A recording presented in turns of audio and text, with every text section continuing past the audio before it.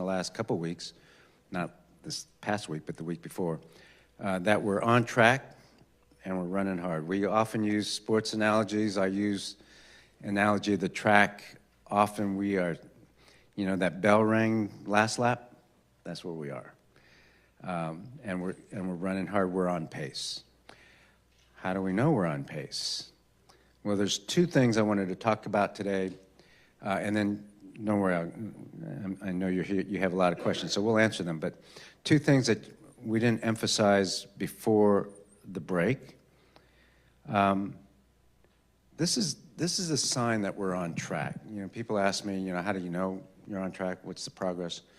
Well, this is a big sign. Now, maybe you missed it, and so I want to make sure I give it to you. So this is not new education system schools.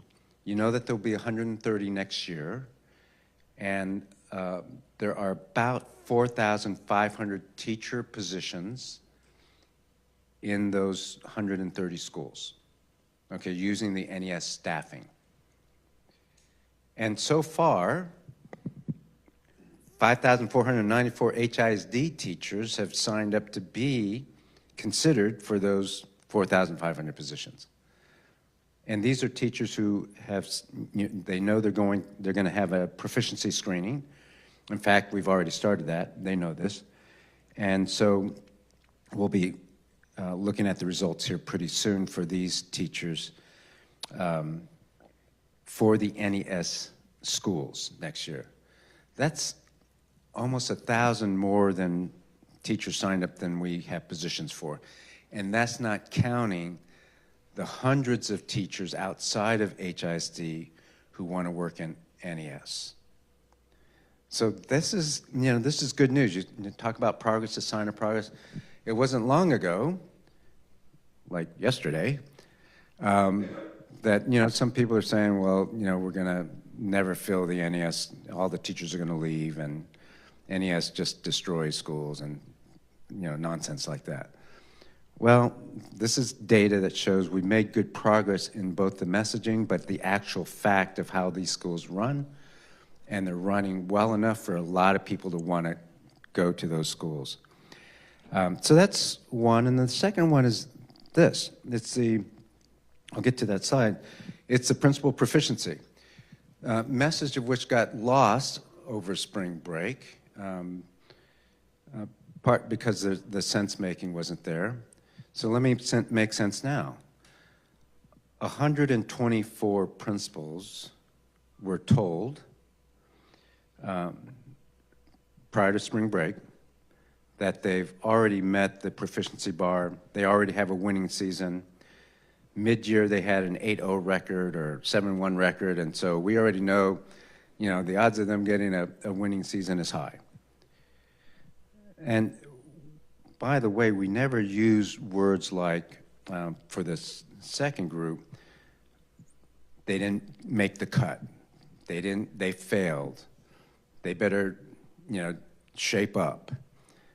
They've been put on notice. We've never said that. That's not in writing. That's not anything I've said. So let me just tell you what they've heard and what I'm telling you today. 124 are already above the proficiency bar, and then the 117 are the ones who we said, you're making good progress, you need to continue to make progress. That's it. And the overwhelming majority, what does that mean? Somewhere between 80 and 90% are going to be asked to be returned. We're going to ask them to come back. That's most of them. So we already have 124. 117, you know, you can calculate the 80 to 90%. Well, I can't give you an exact number because some of that will be up to the executive director and the division soups. 70% of that will definitely be able to stay if they want to stay. So somewhere between 80 and 90% will be asked back. So that's that's good news already. And so we're looking at the second semester. It is like a football game in many ways. It's like, okay, the coach wants a contract in mid-season. Well, no, you don't really get your contract yet until we see whether you have a winning record. In our case, the analogy breaks down because even if you don't have a winning record, most of the ones who don't have a winning record will be brought back also, or be asked to come back, because it's always a choice on both sides. It's the people with the 2 and 14 record, and that's only going to be a small percentage of that group that have that kind of record. So both the teacher data that I just gave and the principal data is actually good news, and it is a little frustrating that some characterizations of it made it sound like it's a bad, like a bad thing, like all the principals will be fired or all the principals were put on notice. That's never what it was. And so, I know that's a characterization out there. I hope you disabuse the public with the actual information that I gave you.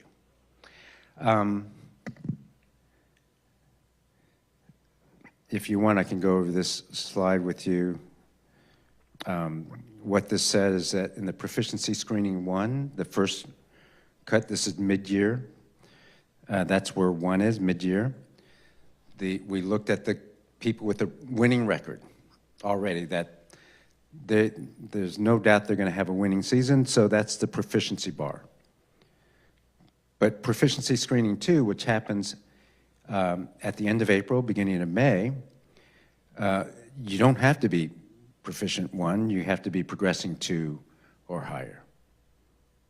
So the progressing 2, that group of people, and I can't tell exactly how many that will be, it'll probably be about 25 people. The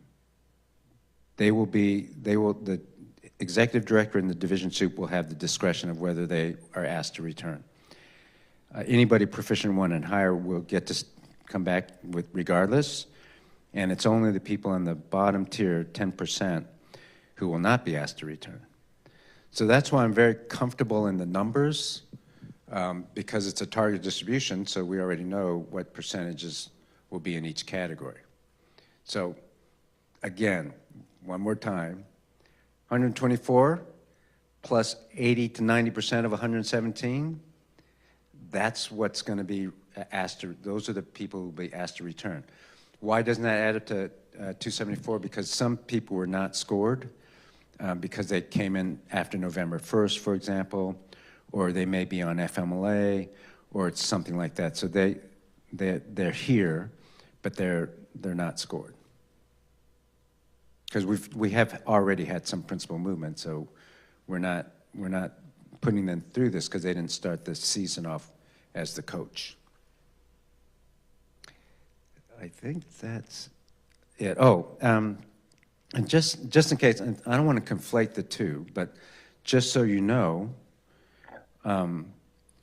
these are and have been the evaluation areas for principals. Evaluation does not equal proficiency screening, although the data for the proficiency screening is very similar. So these 4 areas have been shown since June, and they've not changed. The board approved these 4 areas, and they're still the same: 35% student achievement, 30% quality of instruction, 15% action plan, 20% special education. The action plan and special education cannot be assessed until the end of the year. That's how this is devised. Student achievement is assessed mid-year and end of year. And then quality of instruction is assessed throughout the year 4 times. So that hasn't changed. The screener, though, so that people aren't confused, is only about the instruction and achievement. And it uses the same data as you would get mid-year on your principal eval, which is what we gave the principals, their mid-year data. So I think that's it. Who's got the first question?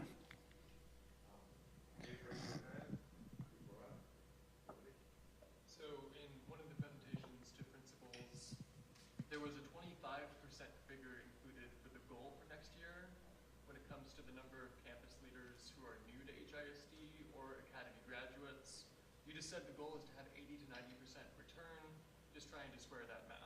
Yeah, so, there's 274 principals that started the school year. Already we have a certain percentage who have left and are gone. And then we will try to get as many proficient principals as possible, and that's why that's a goal. If we don't hit the goal, we don't hit the goal, and that's okay. But over time, and there's another slide in another presentation that says over time, what we would like for the district to strive for is 80% of our principals being proficient. That's not an unrealistic number to shoot for, since you would hope that every school gets a proficient principal. But if we don't make it and we err on the side of progressing twos coming back, we've invested a lot in our principals. They're making good progress, and so I'm hoping that the executive directors will know them pretty well and will want them back, even if they're progressing. Again, even if they don't have a winning season, they're close, they're moving in the right direction, we can get them there. Yeah, some community advocates have raised concerns about using the proficiency screening as part of, I guess, an appraisal to bring back principals because it wasn't part of the lead system that was approved by the board earlier this year. So can you respond to that? Yeah, so, I get that there's both some confusion out there and some concern. That's understandable. But there's several things that would cause that. One is proficiency screening is not the same as evaluation, even though some of the data is the same. In fact, the data from the proficiency screening is data from the evaluation. Principals won't get an evaluation until the end of the school year, probably end of June, beginning of July. That's an evaluation. But there's more than that. I mean, when I hear the concerns, I understand it. I understand that they're not steeped in evaluations or steeped in this type of evaluation.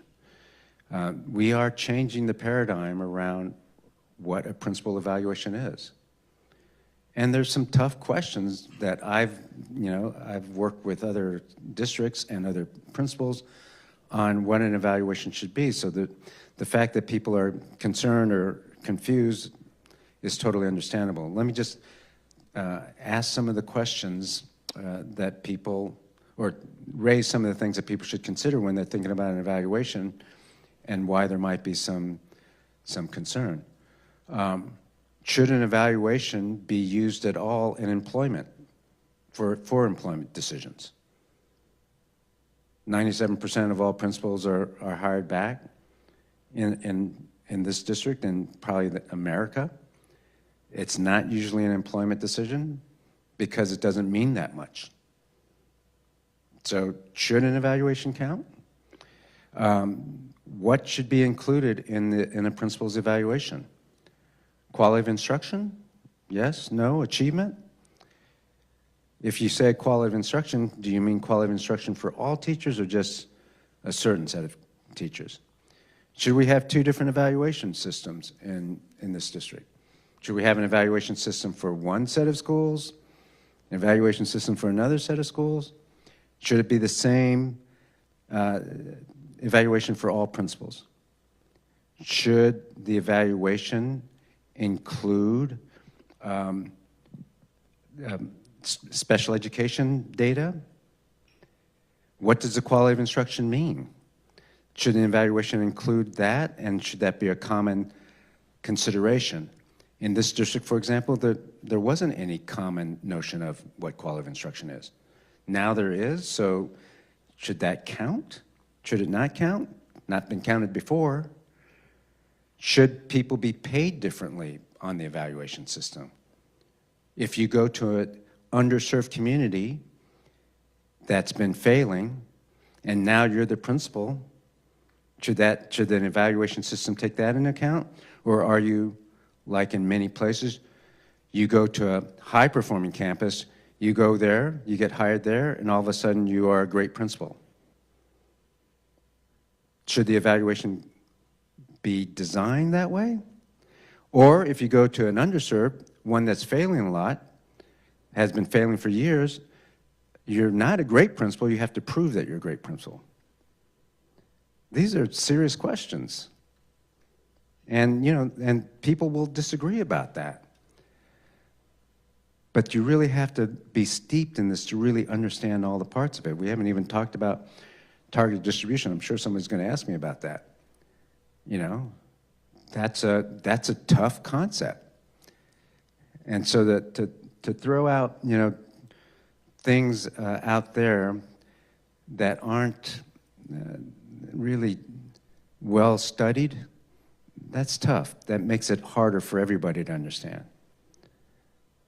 Hope that answered your question a little bit. I think that some of the reaction to the list that was released that you weren't happy about, but you know, freedom of the press and all that good stuff, was that some of these are top schools, and so people were shocked to find the principals of top schools that have high graduation rates, have high go on to college and college completion rates. What do you say to them? They just don't have a principal who's doing it your way, but even though these are much wanted schools, I mean, what do you say to them? So I say what I just said. Let's have a discussion about what an effective principal is and how they should be evaluated. First of all, before I even say that, the assumption that you're making or the intimation is that they're not going to have a winning season.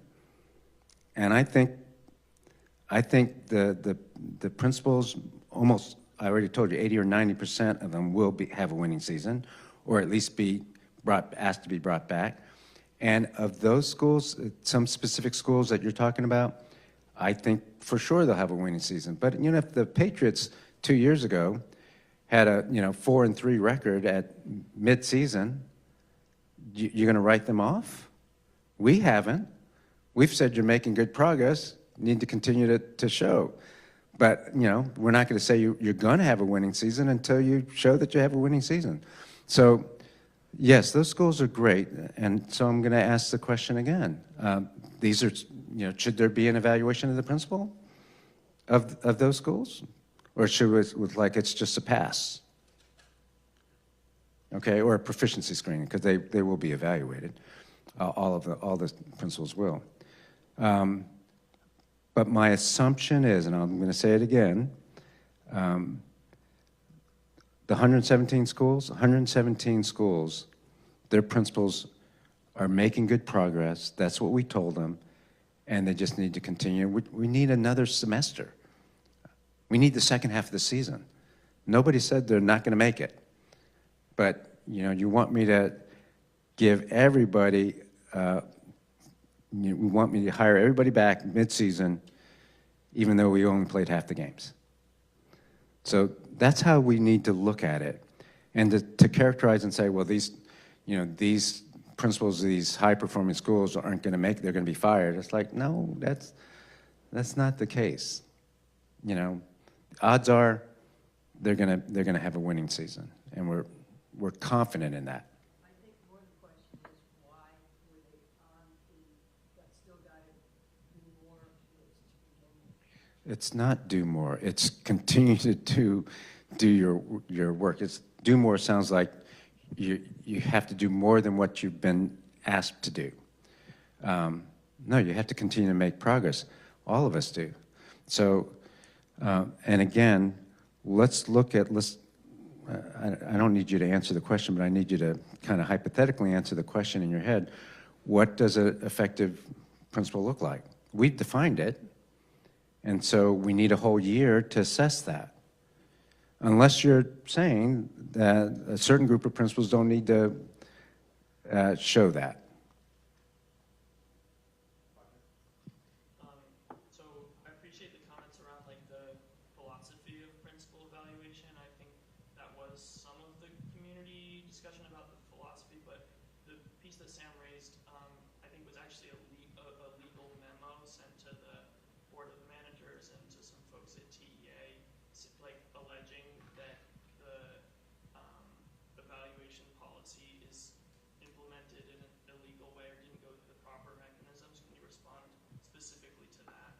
Yeah, I think, legal issues should be done between lawyers. That's what I think. We have a good one, and Katasha Woods is our head legal counsel, who's been looking at this process all along. So if there's a legal issue, I would say leave that to the lawyers to do. But the rest of my comments apply to the rest of the document, which is not drawn up. I don't know much about the person who sent it. I'm not sure they're an educator. I'm not sure they're steeped in evaluations, because there are a lot of misconceptions in there, and I won't say misinformation because that sounds intentional. Just misconceptions about it. Again, you have to be steeped in this process, and you have to ask the questions I've asked you hypothetically. And they're not easy questions, and we're going to differ on some of those. Like, should a person be paid off of their evaluation? We can debate that all day, right? Should there be a target distribution? We can debate that all day. I mean, there's lots of things to debate. So no harm, no foul that someone is trying to present a viewpoint that this doesn't seem fair. I get that. That makes sense that some people will think that. But I would say hold off, because you don't really know what the outcome's going to be, right? It's like, I'll give you a non-football analogy, okay, just to help a little bit for people who hate football analogies.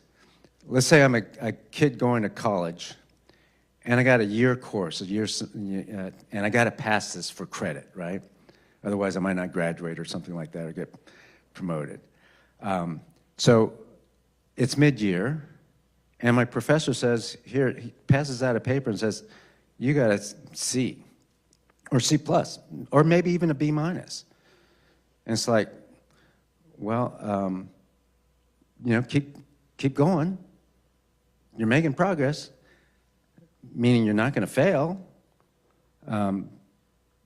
That's what we are. So can that person get a B or A? Yeah, they still can.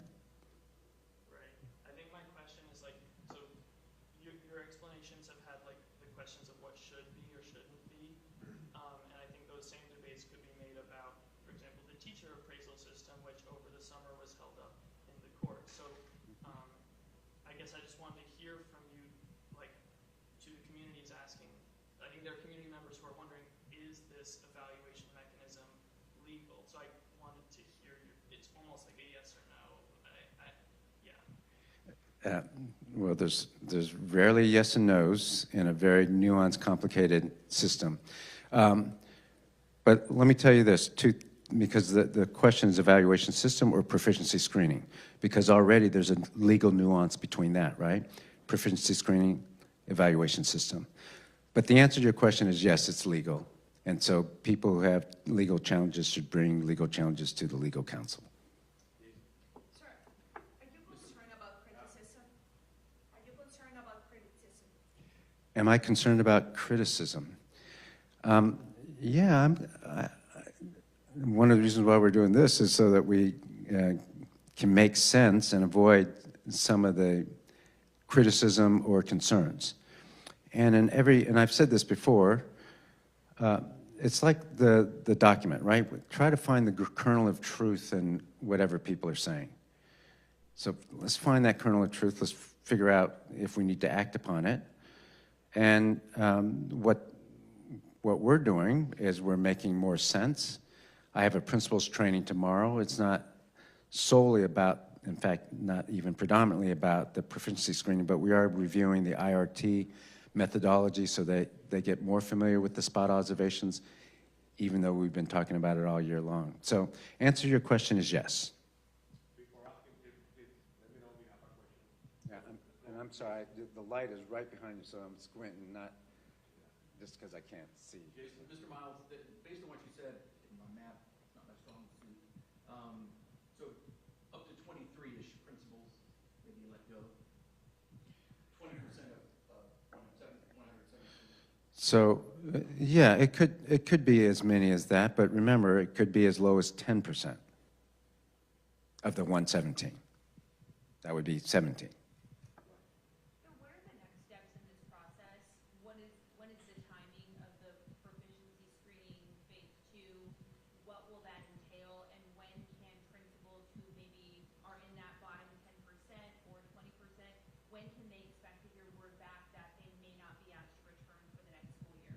Yeah, and first I want to say that this is like normal process.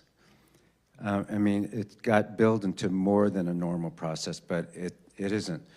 What has happened so far? So we collect data all year long on instruction. You guys, maybe some of you have seen it if you've been out in the schools, the spot observation data. We track that every week. And I go out to schools, executive directors go out to schools, and we look at the quality of instruction. It has been a major focus for us all year long. And then we've had 2 independent review teams. We're going to have a 3rd one in April and a 4th one in May. So that's, I mean, that sounds like, you know, something different. No, that's always been the plan. We look at mid-year data, and we call it middle-of-year data, and all schools have turned in earlier what their, or we've given to all schools what their mid-year assessments will be. So we took those mid-year assessments. For example, in elementary and middle school, we're looking at NWEA scores. So we took those and we published them. And then, but for the principal's eval, we have their score mid-year. And then we also have their spot observation score. So the proficiency screener was just taking the mid-year achievement and mid-year instruction score. That's it. So I don't want it to seem like this is something special and unique. It isn't. We're going to be looking at instruction still all year long. But to answer your question directly, what will happen next is what we call an independent review team. We'll review every one of the 117 schools, and they will assess the quality of instruction. That's what's going to happen next. And then when can principals that are in that bottom 10% or 20%, when will they be notified that they may not be returning? Yeah, it'll probably be in May, after May 6th, somewhere right in that time frame. Which, by the way, is not much different than normal school districts. Can you talk about how the group of principals that were asked to make improvements, how were they notified or told about this? Was this an email, a conversation with you? How were they told? Yeah, so one was an email that went to them directly that said, you're making progress, keep doing it. Nowhere in there did it say, you're not making a cut, you better shape up, you're on notice. Nowhere in there does it say you're failing or anything like that. So that's one way. And then the second way was in a meeting with principals to say, what does it mean? So because this is the first year, we have erred on the side of talking to principals more instead of saying, here's your data, right? Here's your spot data from the first team. Here's your second spot. Here's your achievement data. Here's your NWA scores. When NWA came out, we spent time talking to principals saying, this is what it means, right? Because most of them had not taken NWA. So what does 0.6 growth, is that good? Is that bad? So we explained that. The same thing here. You're progressing too. What does that mean? This is the first year. So you're proficient 1. What does that mean? And so we talked through that and explained what that meant. It wasn't an individual, you in your school need to improve this, this, this, and this. It was just a broad, like, this is what progressing 2 means, this is what proficient 1 means, et cetera. So they were told also in a larger group.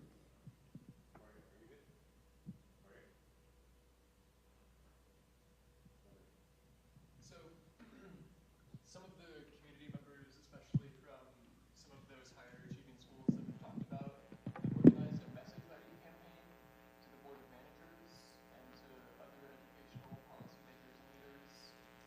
And I know you've given the context about the principal evaluation system. You've also told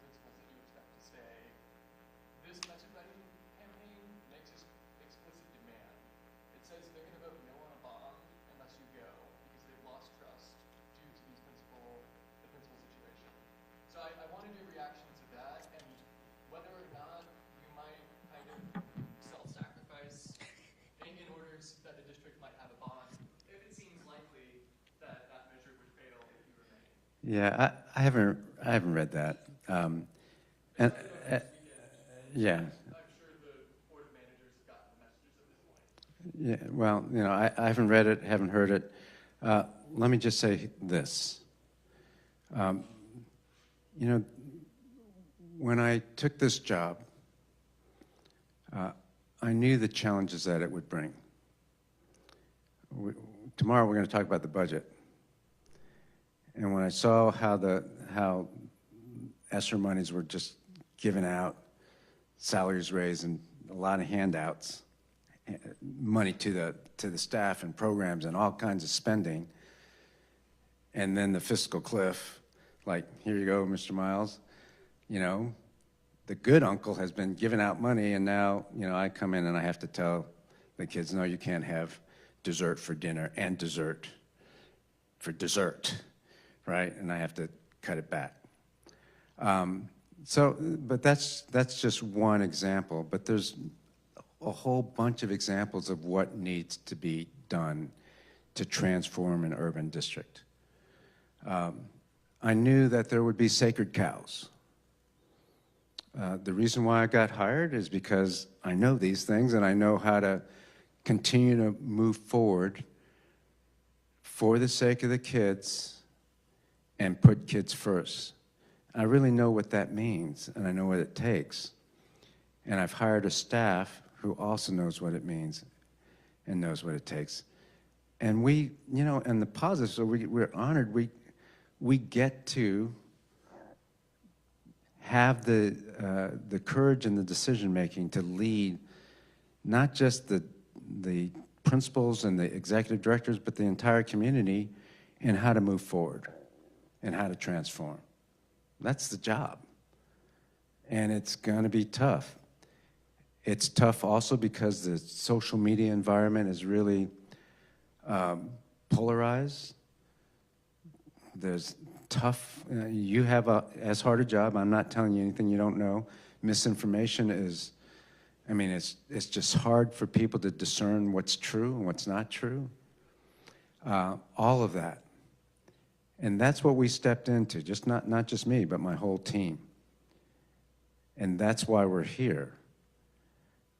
Because we know there's sacred cows. We know that when some people say, and I'm not talking about this, I'm talking about the transformation. We want to make sure that it's equitable. We know that many people don't know what that means. And other districts sometimes say we want greater equity, and they don't put their best performing teachers with their lowest performing kids. Or they say, you know, we want your budget to be, you know, balanced so that we don't lose our AAA rating. Okay, well, do you really know what that means? Do you know what that means in practice? You know, or they want all the things that they've always had, but they want change. So, look, it's going to be tough, and I'm here till someone says I'm not here, but I'm here till the end, and we're gonna transform. One other thing I would say, look, there shouldn't be any sacred cows. That's number one. Number two, there's only so many times you can hear the sky is falling before you really understand it's just rain.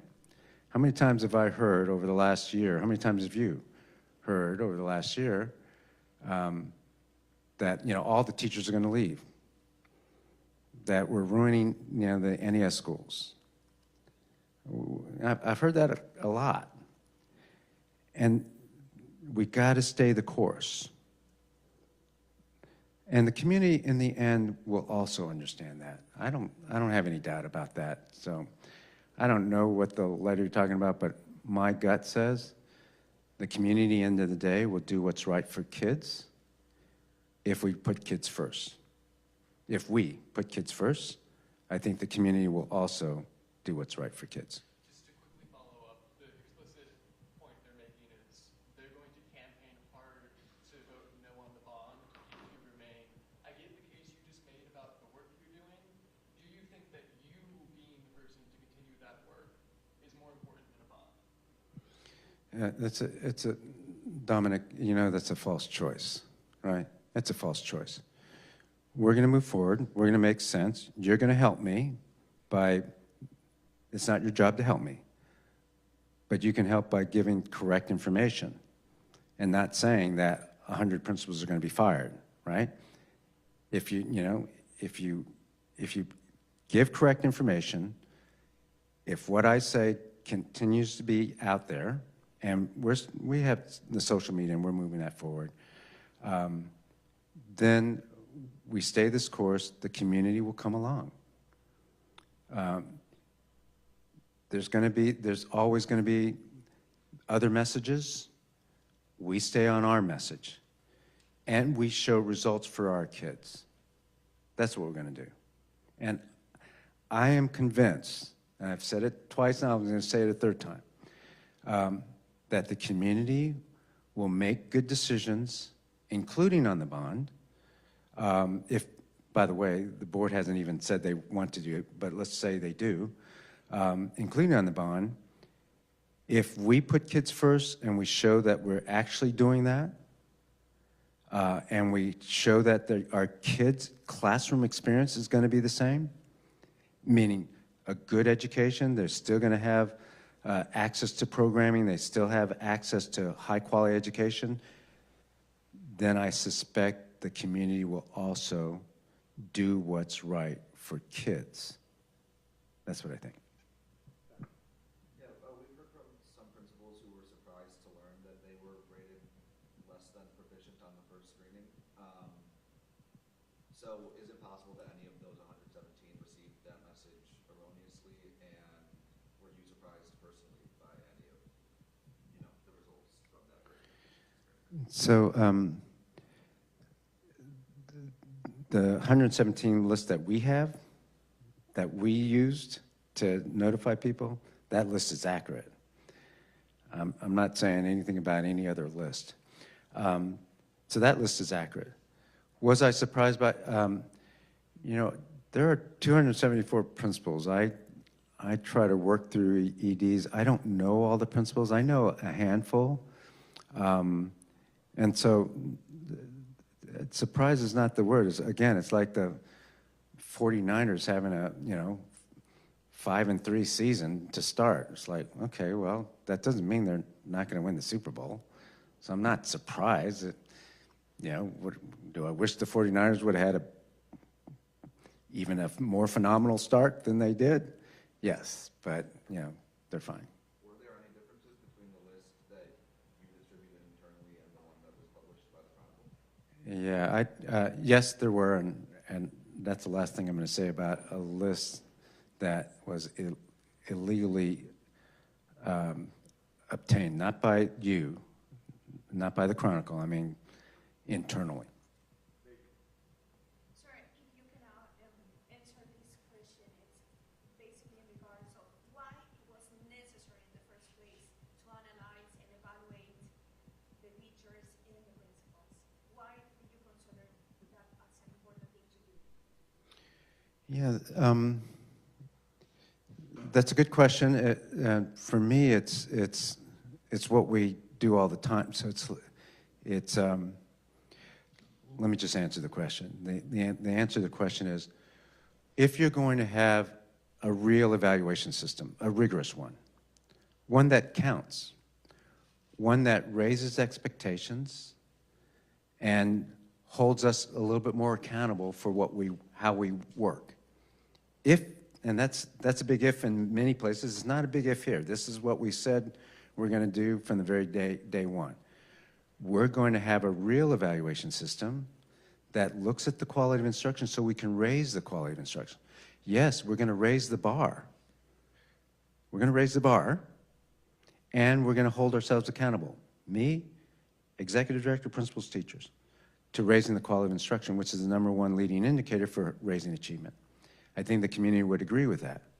So you can't just raise the bar and raise expectations without any data, without any information. And you can't hold people accountable without giving them that information. One of the things that drove me crazy in other districts is when a teacher would come up to me at the at the end of the year, end of April, and say, you know, I'm going to be non-renewed, and I don't know why. And I would ask, didn't your principal give you any information, any data? Do you have any spot observations? What's your mid-year data look like? And they would be frustrated because they wouldn't get that information from other places. I'm not talking about HISD. So you have to give information if you're going to have an evaluation system. And that's why it's a normal process to give information. What we could have done is just said, just go online and look at it. But because this is the first year, we wanted to make sure they had that information. Okay? I know the board hasn't voted on it yet, but what do you see as just the major things you'd like to see in the bond issue? So in the bond, if the board were to go for a bond, we have security issues, single point of entry. We have some classroom doors opening to the outside. We need fencing. We need lights. So security for our schools, number one priority is what I would say. Number two, HVAC, heating and cooling systems, so that we have as cool a building in the summer and as warm a building on the cold days. You know that we have really bad or broken systems in many of the schools for HVAC. So that's a second priority. And then third would be some of our schools are so old and the repairs are so, there would have to be so many repairs. We actually need a new building or huge renovation for some of our schools. In that bucket is also schools that have so many trailers, you know, modulars. And to me, that's not right. If it's an old modular, there are new modular constructions now, but you know what I mean. The old modulars, that your grandfather's modular. We have kids in some of those type of classrooms, and that doesn't seem fair to me. Well, mine was just super quick, so I'll hand it to someone else. But it was just, could you remind us the ballpark that you were shooting for? Yeah, let me. I want to wait on that until the board has had a chance to chew on that. Safe to say multi-billion-dollar bond package. Yeah, multi-billion. Yeah, actually, I have one on the NES. The numbers you gave us signed up to teach at NES schools. Was that drawn from intent to return data? And if so, do you think it's accurate given that it's one, non-binding, and the union told teachers to say they intend to return regardless of if they do? No, the number's fairly accurate.